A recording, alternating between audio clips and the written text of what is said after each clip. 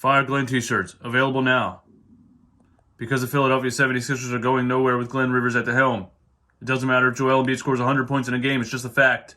Also, my favorite plays from last night will be broken down using NBA film on patreon.com/runitbackphilly. Thank you for all the support. Enjoy the clip. Run it back, Philly. No frauds, no fanboys, no intros. I do think Doc Rivers has no idea what he's doing with the rotations. What he did for the first 5 games and what he's doing right now looks entirely different, not just with James Harden being injured, but who he's playing when he's playing them. I mean, we went from Montrezl Harrell playing 30 minutes in a game, getting smoked defensively and on the offensive rebounds, to being a defense did not play coach's decision. We went from Matisse Thybulle being glued to the bench to playing 30 minutes in a basketball game. It just tells me that Doc doesn't really have an idea of what's going on. He's just throwing things at a wall. All right, well, then I'll do this, and then I'll do this. So the problem with that is that you can't bank on any consistency. And a lot of people might say, you always complain that Doc Rivers doesn't adjust, and now he's changing his lineups to try to win games, and you're mad about it. I'm not mad about it. I like that he's changing his lineups to try to win games. What I'm not feeling too good about is that it's not going to be consistent. You're going to see 30 minutes from Matisse Thybulle in a win. You're going to see Montrezl Harrell DNP. And then there's going to be another game where Matisse plays 8 minutes randomly. There's going to be another game where he kills you in the third quarter again by deciding that George Niang's a center. There's going to be those games. They're going to happen again.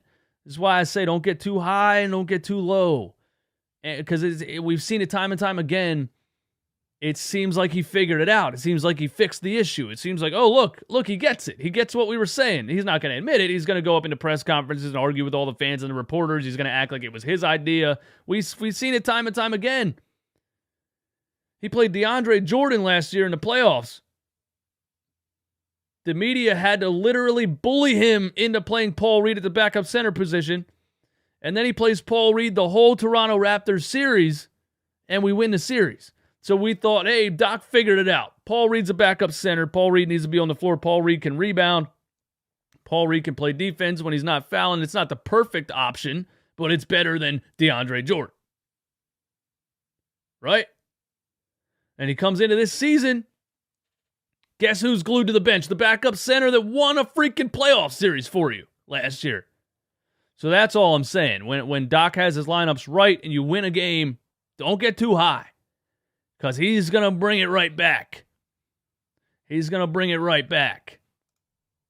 Babyface Ham, thank you for the kind words about the podcast. He's going to bring it right back. I'm just saying, I know I'm being negative. I have no faith in Doc Rivers whatsoever. There's none. I don't have any faith in Doc Rivers. I do not have any, not 1%. And I was reluctant to say this last year.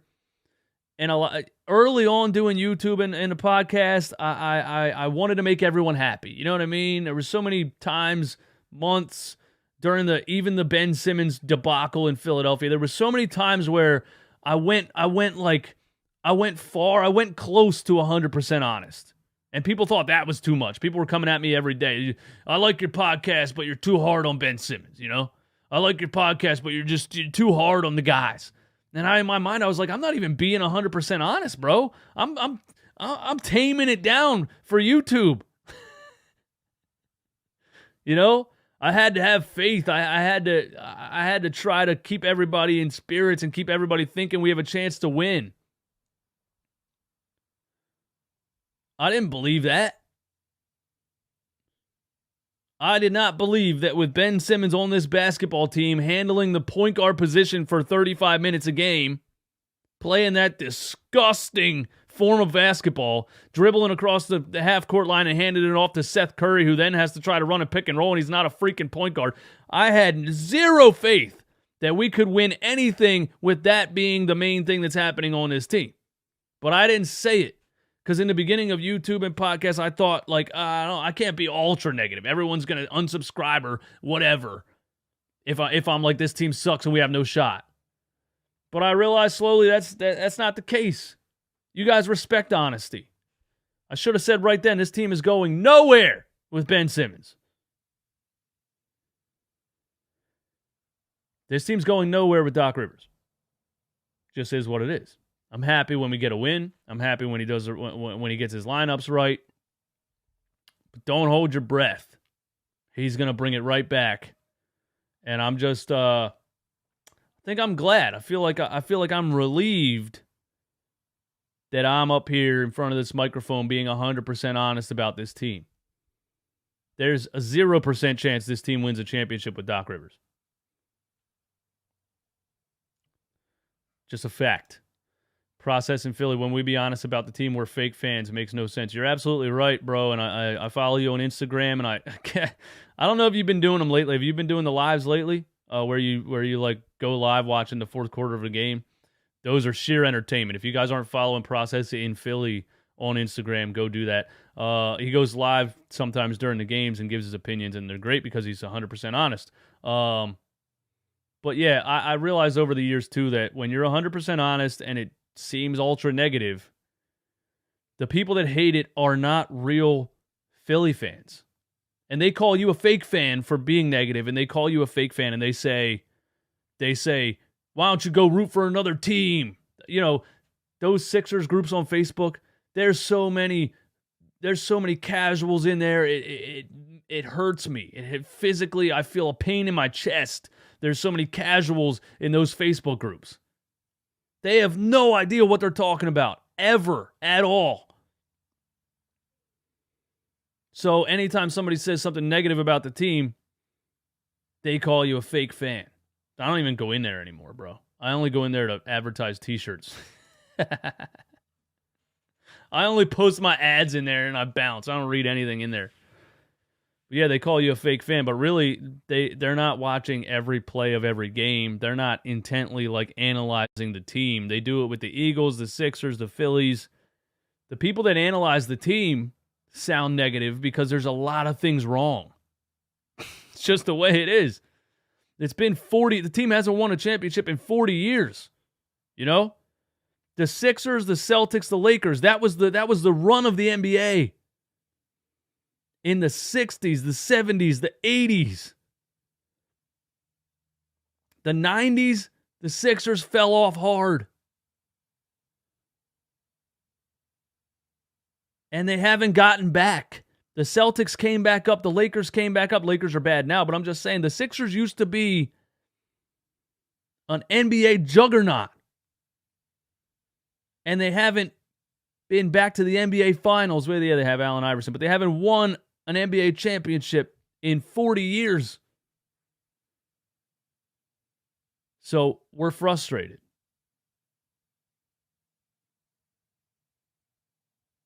So the real fans are usually frustrated. And also this. A lot of people that comment, you know what I mean? You got to really learn how to just ignore, and I got to get better at it too. I'm trying to get better every year at just ignoring nonsense, especially, the more and more attention I get on the internet, the more I'm going to hear nonsense from random people. I'm trying to just keep getting better and better and better at ignoring things by just telling myself this is somebody that does not understand what I'm saying. So we're not on the same page. We're not in the same book. So what's the point of having this discussion or argument, right? So I ignore it. It's a lot easier that way. And that mute button on Twitter, boy, that mute button on Twitter is glorious. If I haven't responded to you on Twitter for a while, you're probably muted. But, yeah, all I'm saying is, man, yeah, they call you a fake fan when you're negative. A lot of them also just started watching the Sixers, too.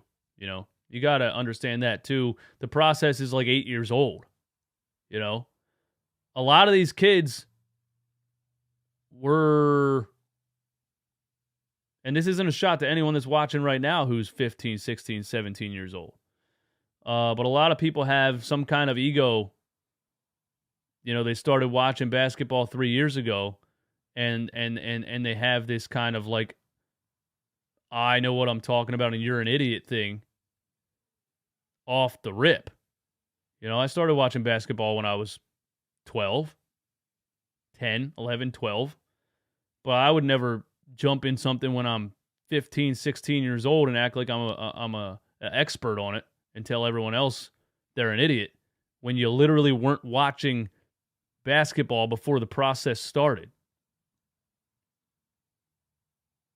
You know what I mean? So you got to take that into account too.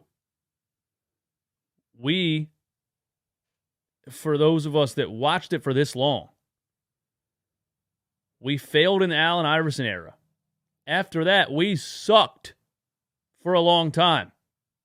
I'm pretty sure 2005 to about 2012, we were mid AF, as the kids say.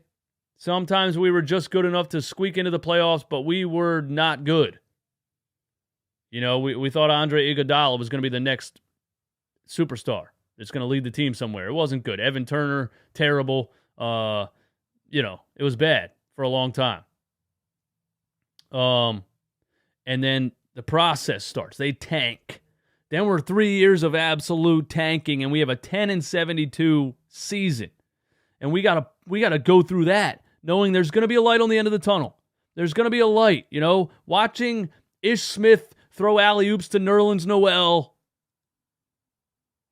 and losing by 35 points every night is gonna be worth it because there's a light at the end of the tunnel. And then the light at the end of the tunnel comes. And it's Ben Simmons and Joel Embiid. And Joel Embiid ends up being a superstar. The other guy who was supposed to be the second superstar ends up being the biggest fraud I've ever seen in my entire life. Outside of basketball, on a personal level, the biggest fraud I've ever seen in my life. So the frustration is like 100 times what it normally would be at just a random losing NBA season. No, we went through 8 years of a process. And it still doesn't make sense. You know what I mean? The frustration, of course, is going to be at an all-time high for people that put time in watching this team for that long, thinking they were going to get a light at the end of the tunnel. And now we're dealing with this. Last night was a step in the right direction.